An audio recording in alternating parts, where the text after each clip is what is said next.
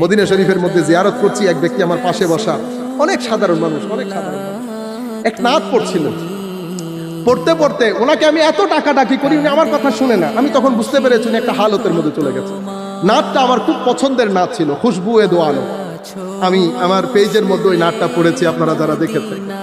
সে এই লাইনটা বারবার পড়ছে, তবে আস্তে আস্তে। खैरात मुझे अपनी मोहब्बत का अता कर, आया हूं तेरे दर पे, हैं बदामाने दरीदा। এই নাত পড়ছে, কান্নাকাটি করছে। আমি বুঝছি যে সে সেন্সলেস টাইপ হয়ে গেছে। সেই ব্যক্তি যখন কিছুক্ষণ পর স্বাভাবিক অবস্থা আসলাম, তাকে জিজ্ঞেস করলাম, অনেক বলার পরে উনি বলছেন আজকে সার্থক। কেন?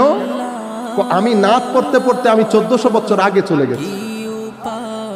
হায় হায়, আমি হুজরায়ে পাকের বাইরে নাত পড়ছিলাম, আমার মনে হচ্ছিল আমার নবী আয়েশা সিদ্দিকাকে বলছেন, আয়েশা বাইরে কে এসেছে একবার দেখো তো। আমি আরো জোরে নাত পড়ছি, অজর দ্বারাই কান্না করছি। আয়েশা সিদ্দিকা রাদিয়াল্লাহু তাআলা আনহা আমার নাম নিয়ে বলছেন অমুক জায়গা থেকে অমুক এসেছেন। আমি এগুলা আমার খেয়ালের মধ্যে।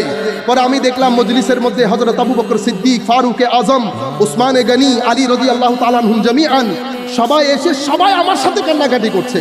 কিন্তু আমি এই লাইনটা বারবার পড়ছি, তো সবাই একজন আরেকজনকে জিজ্ঞেস করছে এই ব্যক্তি বলছে কি, কারণ আমি তো উর্দুতে পড়ছি। তো আমি ওই খেয়ালের মধ্যে দেখলাম সালমান ফার্সি এগিয়ে আসলেন। সালমান ফার্সি বলছেন, আমি বলছি এই ব্যক্তি কি বলছে।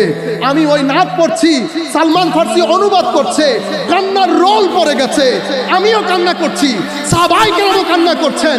ওদিকে হুজরায়ে আনোয়ার থেকে আমার নবী আয়েশা সিদ্দিকা সহ আমার দিকে তাকিয়ে আছেন।